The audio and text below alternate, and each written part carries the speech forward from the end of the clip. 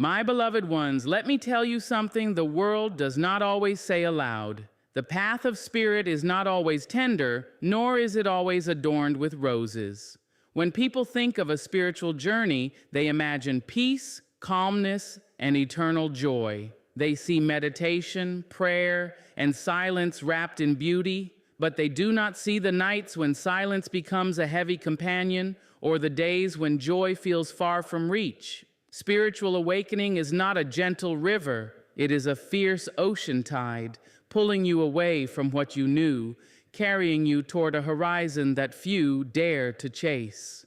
If you have ever wondered why your heart aches in the middle of your growth, why the world feels lonelier the more aware you become, or why peace sometimes tastes like sorrow, then stay with me, because tonight I will reveal the 6 hidden struggles that only spiritual people go through.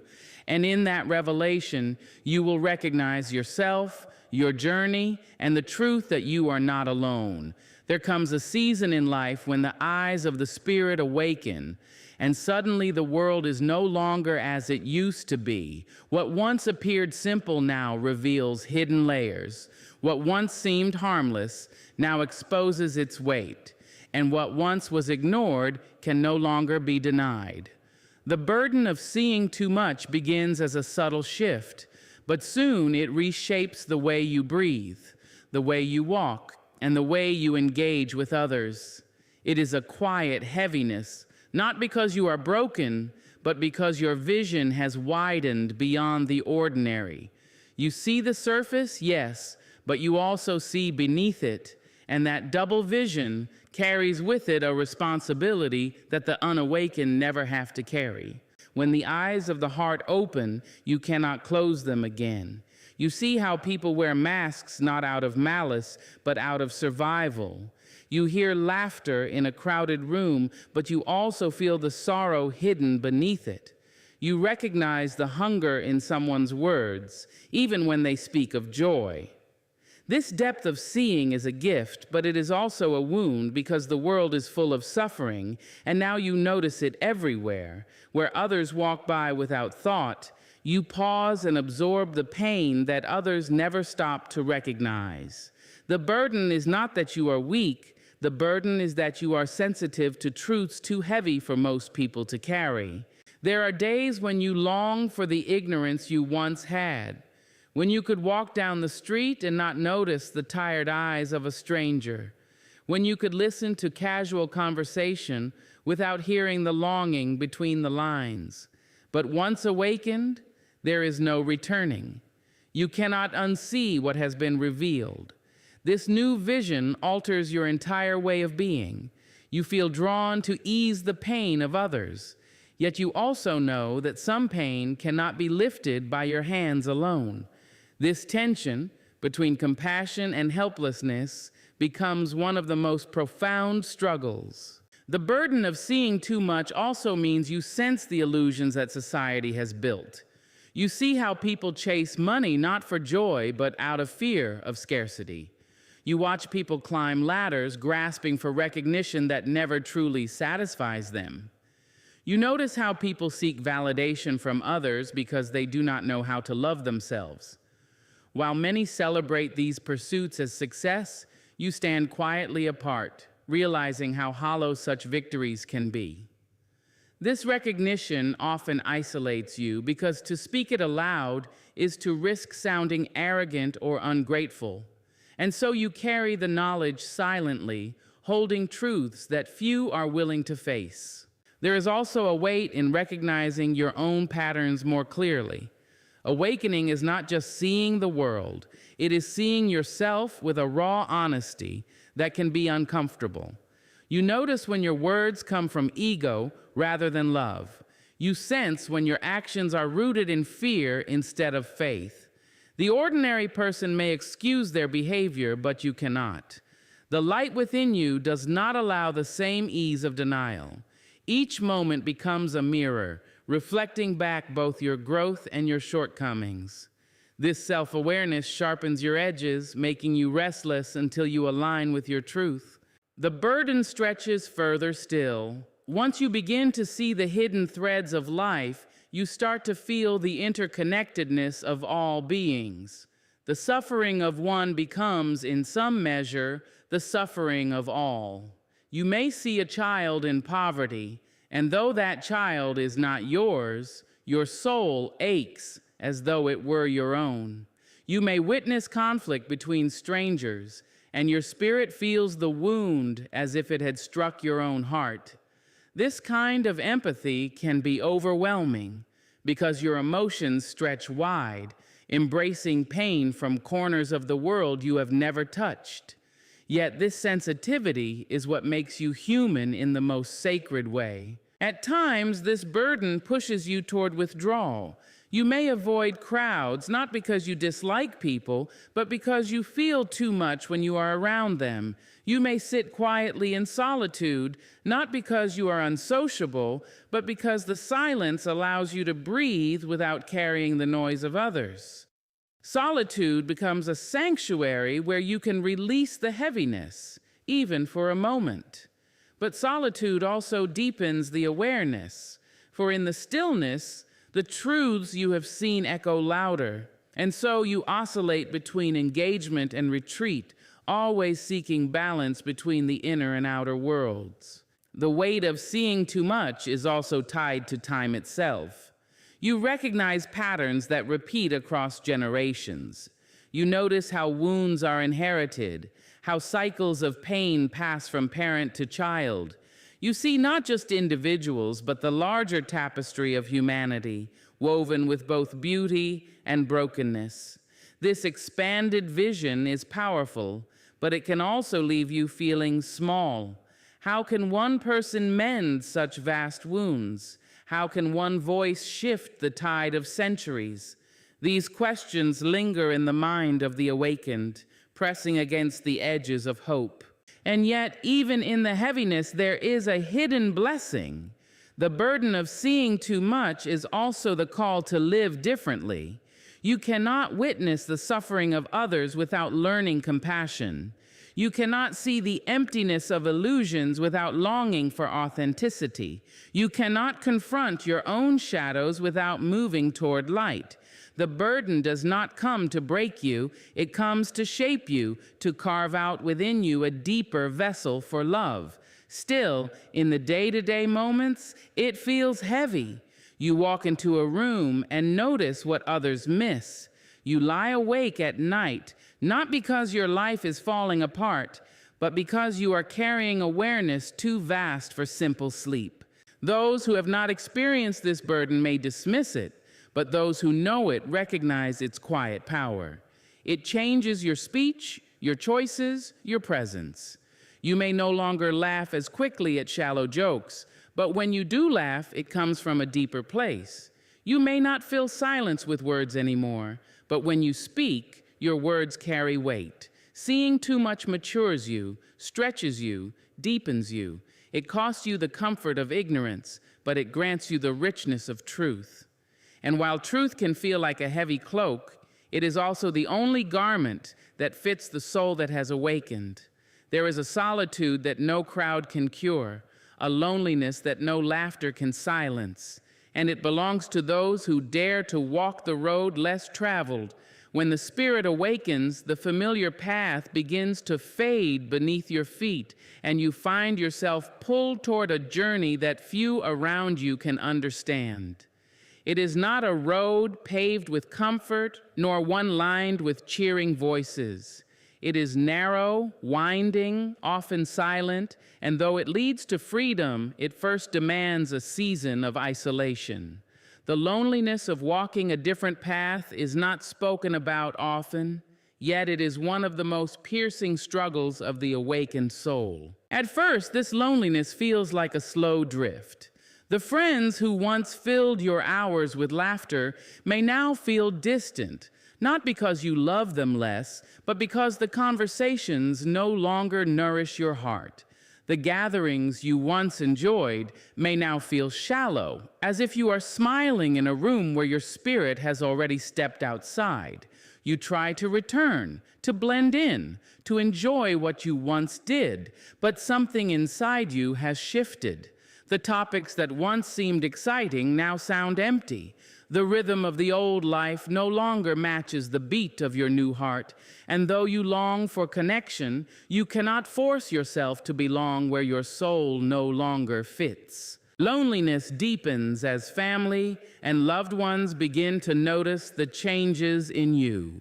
They may question why you are quieter, why you withdraw from certain traditions, why you no longer chase what everyone else is chasing. To them, it may look like you are pulling away, when in truth, you are simply being pulled inward. You may try to explain, but often words fail. How do you tell someone that the hunger in your soul has outgrown the meals you once shared together? How do you say that your silence is not rejection, but reverence for something they cannot yet hear?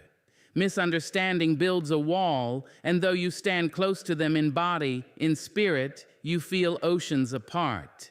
This loneliness is not only about separation from others, it is also about the absence of guidance. The path you walk has no clear map, no step-by-step instructions. Others may give advice, but their wisdom belongs to a road you are no longer on. You look ahead and see only fog, unsure of where the next step will land. You look behind and see the world you left, still vibrant with people who do not miss you, because they do not realize the distance that has already formed. The in-between is where the loneliness sharpens, for you belong neither to the old world nor fully to the new one. Many who walk this path discover the strange paradox of being surrounded by people, yet feeling completely alone. You can sit at a table full of voices, yet your soul feels untouched. You can scroll through endless messages on a screen, yet not one speaks the language your heart craves. Loneliness here is not the absence of people. It is the absence of resonance. It is realizing that very few can sit with you in the depth where you now live. And until those rare souls cross your path, you must carry the silence as your closest companion. The nights are the hardest. Darkness stretches across the sky, and in that quiet space, the weight of your solitude presses in. You remember the ease of belonging, the comfort of feeling understood, and for a moment you ache for it again. You wonder if you made a mistake, if perhaps awakening has cost you too much.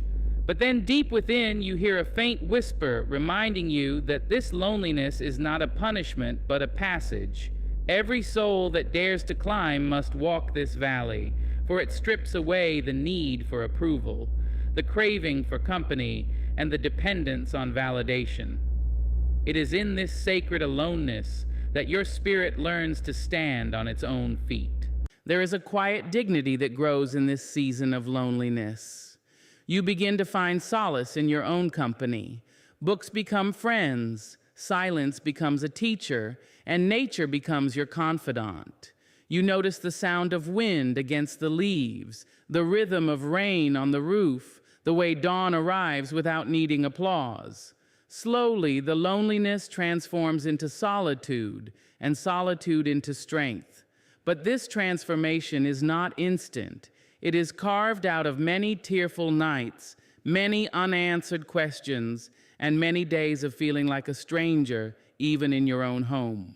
The loneliness of walking a different path also comes from seeing possibilities that others do not yet see. You look at life differently, and because of that, your vision is not easily shared. You may dream of peace where others see only conflict. You may imagine unity where others insist on division. You may strive for simplicity while others drown in complexity. Carrying this vision is both a blessing and a burden, because while it fuels your purpose, it also magnifies your sense of being apart. The distance between what you see and what others see stretches wide, and you walk that space largely on your own. Sometimes this loneliness makes you long to return to the crowd, to blend back in, to lower your gaze so you can feel the comfort of belonging again. But when you try, the fit is too tight, the mask too heavy, the compromise too costly. Once your soul has stretched, It cannot shrink again without breaking. So you choose the loneliness, not because you want to be alone, but because you refuse to betray the truth you have found. And in that choice, even if it is silent and unseen, lies an immense courage. It is important to remember that the loneliness of walking a different path is not permanent. It is a bridge, not a destination. Along the way, you will meet others who have also dared to leave the familiar, others who know the weight of solitude and the cost of truth. When you meet them, the recognition will be immediate, a resonance deeper than words, as if your souls had been waiting to embrace. Until then, you walk mostly alone, but you walk with the knowing that this loneliness is shaping you, stretching you, and teaching you to stand in your own light even when no one else is there to see it. Letting go is one of the most agonizing demands of the spiritual path. It sounds simple when spoken aloud. Release what no longer serves. Step away from what weighs you down. Open your hands so that something greater may be placed within them. But when it is lived, it feels like tearing away pieces of yourself, like standing in front of a mirror and watching the image of who you once were dissolve into something unrecognizable. Growth asks for release, and release feels like death. The struggle of letting go begins quietly. A whisper in the soul tells you that something in your life has reached its end. It may be a relationship, a career, a dream, or even an old version of yourself that no longer fits. At first, you resist. You tell yourself that what you have is enough, that you can keep holding on, that change is unnecessary. You cling to the familiar because even if it has grown heavy, at least it feels safe. But the whisper grows louder, and eventually the weight of what no longer belongs becomes unbearable. You know you must let it go, but knowing does not make it easier. There is pain in releasing what once brought you joy. There are friendships that once felt like lifelines, now filled with silence and distance. To step away from them feels like betrayal, yet to stay feels like self-betrayal. There are dreams you built brick by brick, pouring years of effort into them, only to discover they were built on foundations too small for the size of your soul. To walk away from those dreams feels like failure, yet to remain chained to them feels like suffocation. The struggle is not only in the act of release, but in the mourning of what once was sacred. Letting go does not happen all at once. It comes in waves. You loosen your grip, then tighten it again. You tell yourself you are ready, only to find your hands clutching what you swore you had released.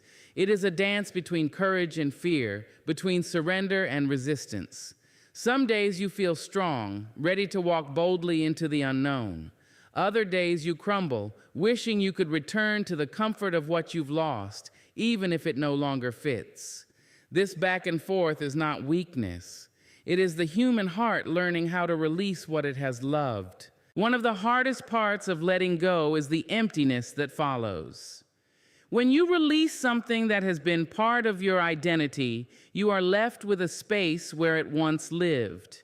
That emptiness can feel unbearable. We humans are quick to fill voids, with distractions, with noise, with anything that keeps us from feeling the hollow ache of loss. But true letting go requires sitting in that emptiness, trusting that it is not a void to fear, but a sacred space being cleared for what is yet to come. This is perhaps the greatest struggle, to wait in the silence without rushing to replace what you have released. The struggle also lives in memory. Even when you let go outwardly, your mind may return again and again to what you once held. A name, a song, a familiar place can pull you back into longing. You may question whether you were right to release it. You may romanticize what you left behind, forgetting the pain that led you to walk away. This is the mind's way of resisting change, of trying to lure you back into what felt secure. Part of the struggle is learning to recognize these echoes of the past without being ensnared by them, To let go fully, you must release not only the form, but also the attachment that binds your heart to it. Letting go also means facing the unknown. When your hands are empty, you cannot yet see what they will hold next. The future stretches before you like a blank canvas, and though it holds infinite possibility, it also holds uncertainty. Fear of the unknown keeps many people trapped in lives that no longer bring them joy. They would rather cling to the pain they know than risk stepping into a future they cannot control. To let go is to step into that uncertainty with trust, to believe that life will catch you even as you fall. And yet, trust is not built in a single leap.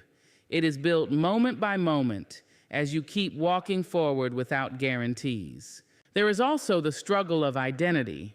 Much of who we believe ourselves to be is tied to what we hold on to. A career defines our worth. A relationship defines our belonging. A dream defines our purpose. When you let go of any of these, you are left questioning, who am I without it? The loss forces you to confront the truth that your identity is not in what you do, who you love, or what you achieve, but in the essence of your being. This realization is liberating, but the process of reaching it feels like standing naked before the world, stripped of the labels that once made you feel safe. And then comes the surrender. After the grief, the emptiness, the questions, there arrives a moment when you exhale and realize that in your open hands lies a freedom you never knew while you were holding so tightly. You begin to see that letting go was not a loss, but a passage, that every release carved out space for something greater, something truer, something that could not have entered while your hands were full of the past. But this realization does not erase the struggle. It is only through the struggle, the tears, the doubt, the aching, that the beauty of surrender can be born. Letting go is one of the greatest contradictions of the spiritual path. It feels like breaking, yet it is healing. It feels like emptiness, yet it is fullness waiting to be revealed. It feels like death, yet it is the beginning of new life.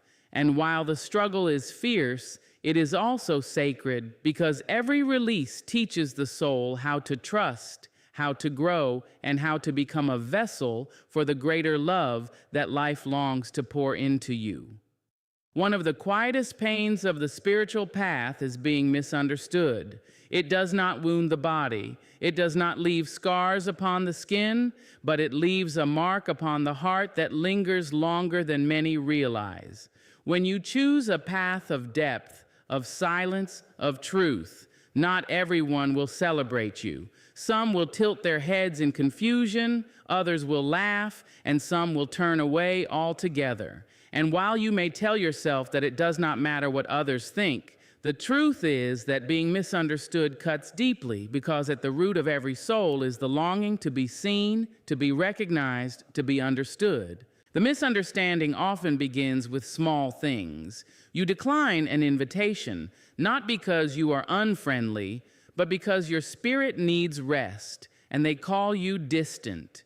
You speak of peace when others crave conflict, and they label you naive. You turn away from competition, choosing instead to walk gently, and they call you unambitious. What you know to be courage, they call weakness. What you feel as truth, they dismiss as illusion. Each label sticks for a moment, like dust upon your skin, and though you brush it off, it leaves behind a trace of weariness. This weariness deepens when the misunderstanding comes from those closest to you. Family who once knew you well may shake their heads at the changes in you. Friends who once felt like soul companions may now whisper that you have drifted too far. They may say you are lost, when in truth you have found a deeper compass. They may say you are confused, when in truth you are finally clear. But the clarity you hold is invisible to them, and their words create a gulf between you that no explanation seems to bridge. For how can you explain to someone the language of your soul when they have not yet learned to listen with theirs? You may try to explain yourself. You may find words to describe the silence that nourishes you, the freedom that comes from release, the love that now flows through you without condition. Yet often, your words fall upon ears that hear only strangeness. They nod politely, or they argue, or they dismiss what you say altogether. And in those moments, you feel the sting of invisibility. To speak your truth and have it unheard is one of the sharpest forms of loneliness. It is as if you have opened your heart wide only to have it overlooked. Sometimes the misunderstanding takes the form of suspicion. People look at your calm and wonder what you are hiding. They watch your gentleness and wonder what your angle is. They see your refusal to follow the crowd and assume rebellion or arrogance. They cannot grasp that your choices flow not from pride, but from surrender, not from defiance, but from devotion to a higher rhythm.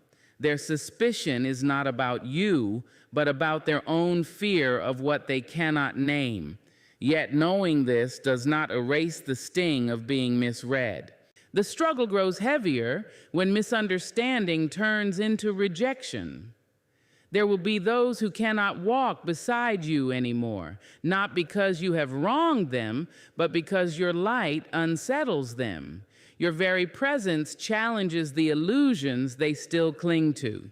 You may find that friends distance themselves, colleagues mock your stillness, or even strangers treat you with hostility simply because you choose to live differently. And though you may remind yourself that this rejection is not personal, it still leaves you standing alone at times, aching for connection. There is also a subtler form of misunderstanding when people place you upon a pedestal. They see your silence and call you wise. They see your kindness and call you saintly. They expect perfection from you, as if awakening has made you flawless. This too is a burden, for you know your humanity, your struggles, your moments of weakness. To be misunderstood as more than you are is just as isolating as being misunderstood as less. It robs you of the freedom to be fully human, to stumble, to rise, to continue learning. What makes this struggle so deep is that the desire to be understood is natural. Every soul yearns for resonance, for the recognition in another's eyes that says, I see you, I know you, I understand. When that recognition is absent, especially from those you love, it can feel like walking through life unseen, like speaking into a room where no one listens. And yet, this is the fire through which the soul is tempered.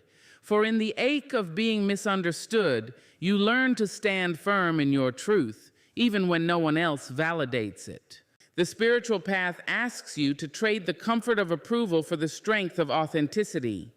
It asks you to remain rooted in your knowing, even when the world shakes its head at you. It asks you to remember that your worth is not measured by how well others understand you, but by how faithfully you honor your own soul.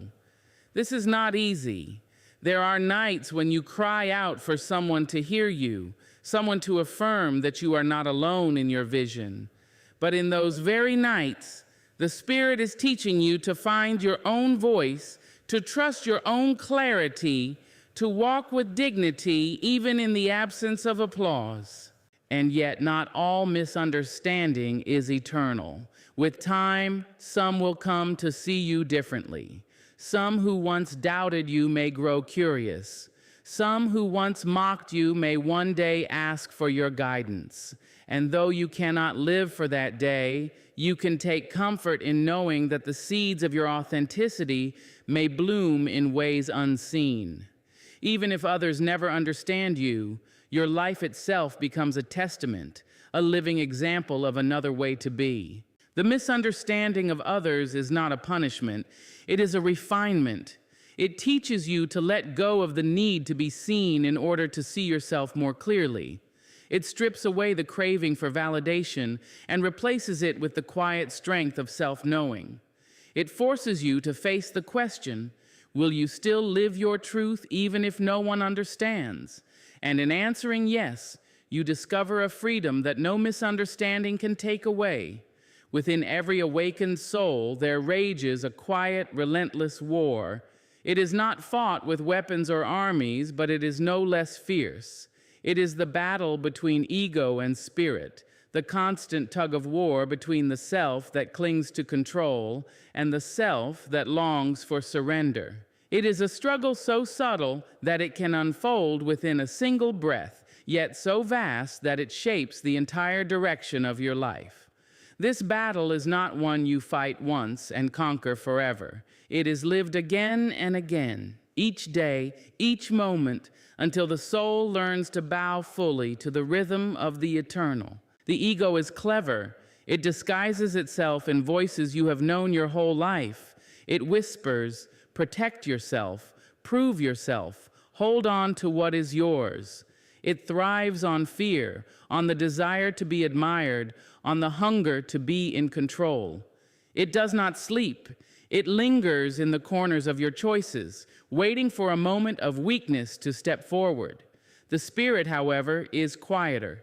It speaks in whispers softer than the ego's cries. It says, release, trust, love, flow.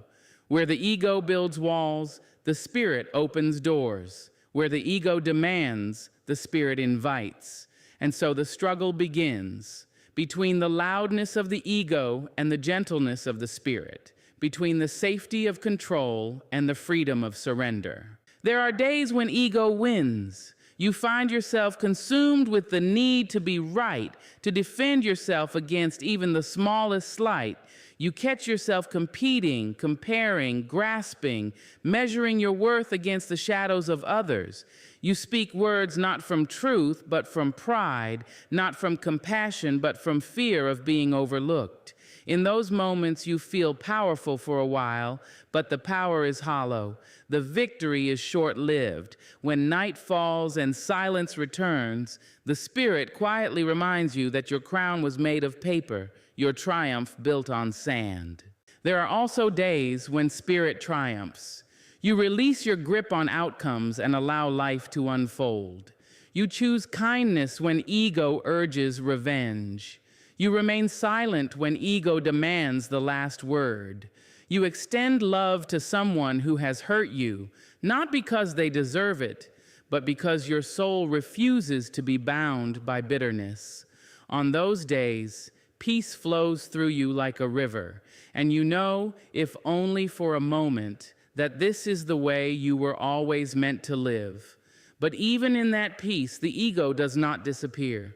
It waits, patient and persistent, ready to test you again. The battle is exhausting because it is endless. Each time you think you have conquered ego, it returns in a new disguise. Sometimes it dresses as humility, making you proud of your own unselfishness. Sometimes it cloaks itself as wisdom, making you certain that your truth is greater than another's. Sometimes it even hides in spiritual practice itself, making you believe that your meditation, your silence, your growth makes you superior. In this way, ego is not only an enemy, it is a teacher, constantly exposing the places where your spirit still clings to control. One of the greatest struggles in this battle is learning to recognize the ego's voice. The ego is sharp, urgent, insistent. It tells you that without its guidance, you will be unsafe, unloved, unseen. It feeds on your insecurities, convincing you that your worth lies in achievements, possessions, or the opinions of others.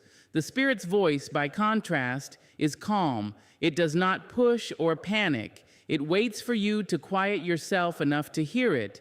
To follow spirit requires patience, and patience is not something the ego allows easily. The tug of war between ego and spirit often plays out in relationships. Ego wants to be praised, to be admired, to be chosen above all others. Spirit wants only to love, to give, to honor without condition. Ego takes offense easily, storing wounds like trophies. Spirit forgives, releases, and moves on with grace. In every argument, every misunderstanding, every moment of intimacy, this battle reappears. Will you choose the armor of ego or the openness of spirit? Neither choice is simple. Ego promises protection, spirit promises freedom, and both invite you in opposite directions. The struggle also unfolds within your own sense of self. Ego thrives on identity. It clings to titles, roles, achievements. It says, I am my success, I am my possessions, I am my reputation. Spirit strips all of that away. It whispers, you are none of those things. You are deeper than what can be measured or named. To surrender to spirit is to risk standing naked without the masks that make you feel safe. This is terrifying because ego equates identity with survival. To let go of it feels like death. Yet again and again, the spirit invites you to step into that death, promising that beyond it lies rebirth. The battle between ego and spirit is not something to be hated, though it is often tiring. It is the very furnace in which the soul is purified. Without ego's resistance, spirit would have no reason to grow strong. Without ego's noise, you would not learn to cherish silence. Without ego's illusions, you would not yearn for truth. The struggle is the teacher, shaping you, breaking you open, forcing you to choose again and again what kind of life you wish to live. Still, there is pain in knowing that this war never fully ends. Even the wisest, even the most awakened, still feel ego rise from time to time. The difference is not in eliminating ego, but in learning not to serve it. Spirit does not demand perfection. It asks only for presence, for the willingness to return again and again to love, even after you have stumbled into fear. Each time you notice ego's grip and gently loosen it, you strengthen the spirit's hold. Each time you forgive yourself for listening to ego too long, you grow in compassion. And with each small victory, the balance shifts slowly but surely toward freedom. The battle between ego and spirit is not proof of weakness. It is proof of life. It means you are awake enough to recognize the war within. Many live their entire lives serving ego without question, never hearing the whisper of the spirit at all. But if you feel the tension, if you wrestle with the voices, if you rise and fall, struggle and begin again, it means you are alive in the most sacred way. The struggle itself is the path, and through it, the soul learns how to surrender to the truth that has always lived within. There is a particular ache that settles into the heart of those who walk the spiritual path. It is not the ache of personal loss, nor the ache of loneliness, though it holds pieces of both. It is the ache of carrying within you a vision of a world that has not yet arrived. You glimpse what could be, a world woven with compassion, with justice, with harmony between people and nature, and yet when you look around, you see division, cruelty, and chaos. To hold both realities at once, the dream of what is possible and the pain of what is, creates a weight that presses upon the spirit every single day. The ache begins with vision. When your heart awakens, you start to see not only what is, but what could be. You notice how love could heal the wounds of conflict, how kindness could dissolve the sharp edges of greed, how forgiveness could break cycles of revenge. You look at the earth and see how balance could be restored, how abundance could be shared, how beauty could flourish if only humanity would open its eyes. This vision is not fantasy. It is truth revealed to the soul. You know it is possible because you can feel it, you can taste it, you can sense it in the marrow of your being. Yet when you step outside and walk through the world, you find that this vision is not yet reality. And that gap, that distance, is where the ache begins. It is a strange kind of sorrow to walk among people who cannot see what you see. You hear conversations laced with judgment when you know words could be filled with healing. You watch conflicts erupt over power and pride when you know humility could have built peace. You witness greed hoard resources while others starve, even though you know there is more than enough for all. Each moment becomes a reminder that the world has not yet caught up to the dream within your spirit. The ache is not despair because you still hold hope. It is not bitterness because you still believe in love. It is simply the tension of living in a reality that falls so painfully short of what you know is possible. This ache is heavy because it is constant. It does not sleep when you sleep. It does not fade when you distract yourself with daily tasks. It lingers in your chest when you wake, when you work, when you speak, when you rest. Even in moments of joy, when you laugh freely with friends or celebrate moments of beauty, there is a quiet thread of sorrow woven into the background. You are grateful for the joy, but you cannot ignore the knowing that so many others are suffering while you smile. The ache teaches you that joy and sorrow are not enemies. They can exist together in the same heart, but carrying them both is not easy. At times, the ache turns into restlessness.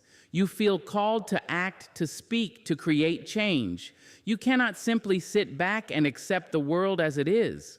You want to contribute to the vision, to build bridges where there are walls, to bring light into darkened spaces. And yet, the world often resists your efforts. Change is slow, and humanity clings stubbornly to its old ways. You pour your energy into love only to see hate persist. You extend your hands in peace only to watch conflict erupt again.